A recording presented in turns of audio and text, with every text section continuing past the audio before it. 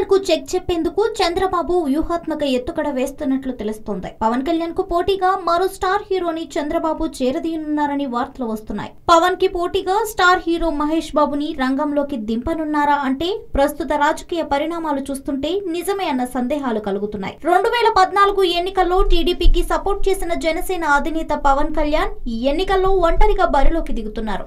గెలుపే లక్ష్యంగా వ్యూహాలు రచిస్తున్నారు.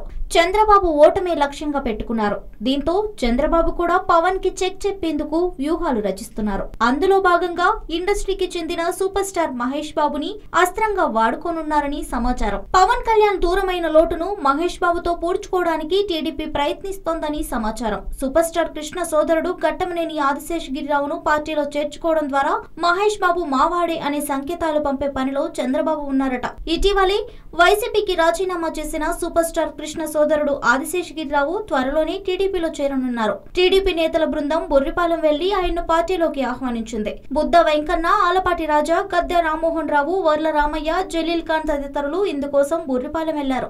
జగన్ పార్టీలో ఉన్న ఆదిశేషగిరిరావు ఇటీవలే ఆ పార్టీకి రాజీనామా చేయడం జరిగింది. తన సోదరుడు కృష్ణ మాటే తన మాట అని చెప్పే శేషగిరిరావు వైసీపీని వీడి టీడీపీలో చేరుతుండడం ప్రాధాన్యం సంతరించుకుంది.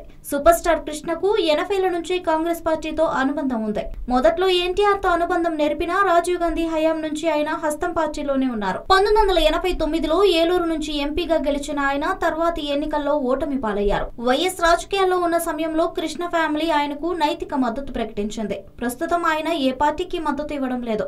ఆదిశేషగిరిరావు ద్వారా కృష్ణ మద్దతు కూడగట్టాలని టీడీపీ భావిస్తున్నట్లు తెలుస్తోంది. తద్వారా మహేష్ బాబు అభిమానులను తమ వైపు తిప్పుకోవాలనే యోచనలో తెలుగుదేశం ఉందని టాక్. ఇప్పటికే మహేష్ బాబు బావ గల్లా జయదేవ్ టీడీపీ తరపున ఎంపీగా కొనసాగుతున్నారు. 2014 ఎన్నికల్లో మహేష్ తన బావని గెలిపించాలని కోరారు. కానీ రాజకీయాలేమీ పెద్దగా మాట్లాడలేదు.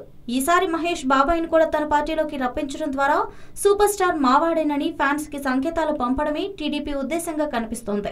ఆదిశేషగిరిరావు వ్యాఖ్యలను బట్టి ఆయన కృష్ణకు చెప్పాకే టీడీపీలో చేరుతున్నారని అర్థమవుతోంది. కానీ ఆయన టీడీపీకి అనుకూలంగా నోరు విప్పుతారా లేదా అనేది ఆసక్తికరంగా మారింది. అంతకు మించిన మరో విషయం ఏంటంటే మహేష్ బాబు రాజకీయాలకు చాలా దూరంగా ఉంటారు. అలాంటి వ్యక్తి టీడీపీకి ఓటేయమని తన ఫ్యాన్స్ కు డైరెక్ట్ గా చెప్పకపోవచ్చు.